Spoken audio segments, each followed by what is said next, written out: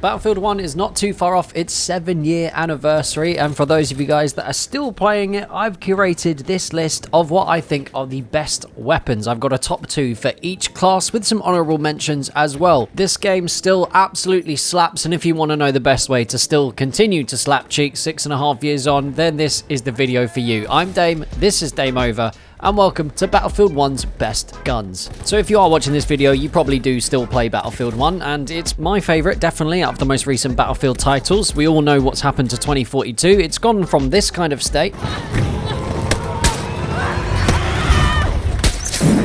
more towards this one. It's definitely improving, but still doesn't have the visceral fun that Battlefield 1 has, which is why it's the game that I choose to stream more often than not. 6 days a week, by the way. If you want to catch me live, I stream at 2 PM UK time. That was a good plug, wasn't it? But while we are this far into the game's life cycle, there are plenty of players that are max level, that have 100 service stars, the loads of different guns, so how can you compete with them? And that's by choosing the weapons in this list. Let's start, first of all, with the Assault class. Now, I know I'm going to get some flack for this first one, but to be perfectly honest, it's the one that seems to make the most sense for me when we're talking about statistics and the ease of use.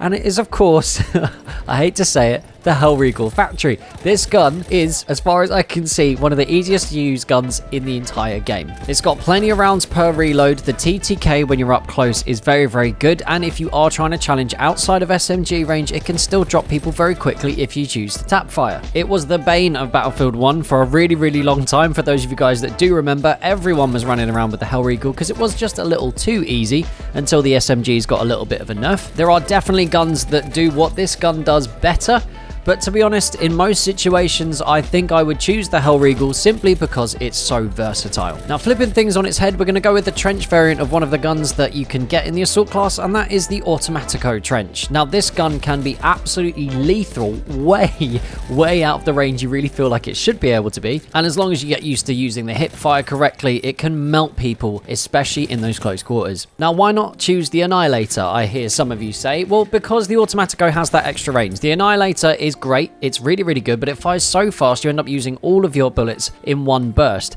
Whereas the Automatico just gives you a little bit extra control. And here is our first honourable mention, and I'm sure you guys probably could have guessed this one as well. It is the MP18 Trench, a very, very underrated weapon. It is so solid and so good at range. If you do have your hip fire down, it's going to beat so many different things, but the Automatico just has a slightly faster time to kill just owing to the faster fire rate. If you do choose to run around with the Automatico Trench, you can be an absolute menace at close range, chucking around dynamite and just all round being a nuisance. It's a really, really fun weapon to use, and one of the ones that I find the most satisfying to get kills with. Next up, we've got the Medic class, and this one is pretty tricky, and I think is actually going to be a bit more controversial than the ones I just chose for the Assault. First of all, we're going to look at the RSC Optical. This is one of my out-and-out favourite weapons to use in Battlefield 1. It is absolutely a skill cannon, 6 shots per reload. It's a pretty slow reload at that, but you can use it both at long ranges, mid ranges, and up close if you get your aiming right. There is no reason whatsoever not to play aggressively with this gun because it can shut people down so very quickly. All you got to do is make sure you hit your shots or you will be punished. It's a 2-tap kill from almost any range you're going to find yourself in. Honestly, it's an absolute beast. It's definitely in my top 3 favourite weapons in the entire Battlefield series. Here's another controversial one, and one I think you guys are probably going to let me know about in the comments. So if you do actually have your favourite weapons and you want to tell me what they are, let me know down in the comments. Let's have a little chat about it.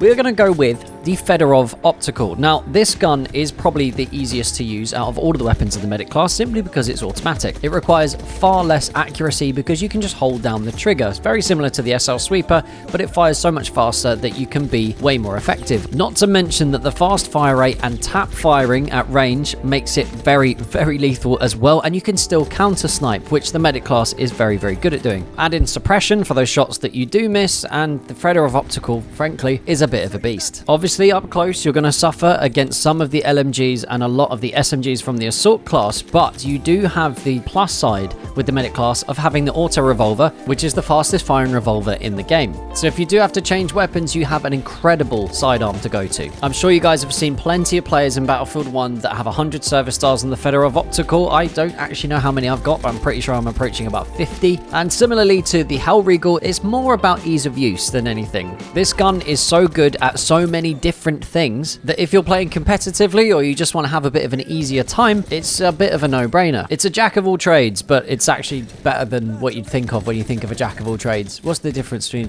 a queen? It's a queen of all trades. Next up, we have the support class, and the LMG08 is pick number 1. Again, another weapon that's good at many different things, but what I particularly like about it is that you can play very aggressively. It's not one of the support weapons where you have to be sat at the back of the map shooting people from 500 meters away. It takes a hell of a lot more control than some of the other LMGs, but up close this thing can absolutely melt people. What helps me a lot at medium and long range is having my ADS FOV turned on to get rid of that extra zoom and the visible recoil, but this thing absolutely slaps. Now usually where the LMGs fall down is against some of the medic rifles, but particularly against the scout rifles, because you have to be relatively stationary to be able to take advantage of a bipod or just to make sure that you can land those shots, because the recoil on the LMGs is pretty severe, although they do get more accurate over time. But the fire rate on the LMG08 is so quick that most of the time you're going to be able to survive a fight, if not be able to duck out of it if you don't think you're actually going to finish the kill and be killed yourself. I find it's a way more versatile choice than the Parabellum, for instance, even though the Parabellum will kill faster at close range. And comparing it to the Lewis gun, one of my other absolute favorites in the support class, for me at medium range, the LMG08 really takes the cake.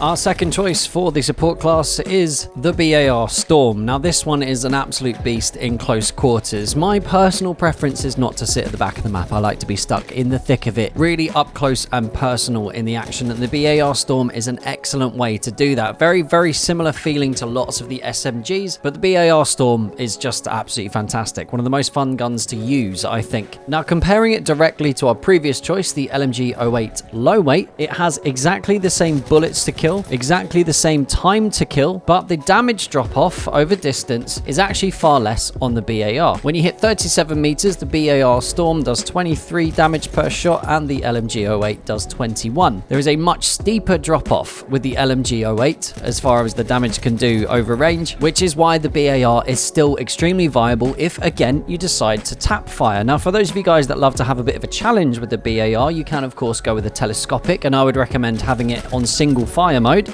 But it is all round a really fun gun to use. Being forced to reload very often because it's only got 20 rounds in each mag, it creates a sense of urgency within the gameplay, which is always fun. And I don't know if it's just the sound design or the feel of the weapon, but it has a certain brutality added to it with the kills that I don't really get from any of the other LMGs. Alright, last but not least, we are on to the Scout class, and the top weapons we have here. My personal favourite, the Ross Infantry. Now, I am a very big fan of the Ross. It's got 5 bullets per reload. You don't have to take your eye off the sight to rechamber the next round, and it fires fast enough that you can usually take out your target before they're able to get back into cover. I'm also a big fan of how it appears on the screen, the iron sight itself. I know some people are going to argue with me and say that they struggle with it, but I find it works for me very well. I think it's a very clear picture. You can see loads of what's around you when you are aiming down sight, and it makes it easy to track those targets. No surprises judging on what I've said before about the other weapons previously, is that the close quarters capabilities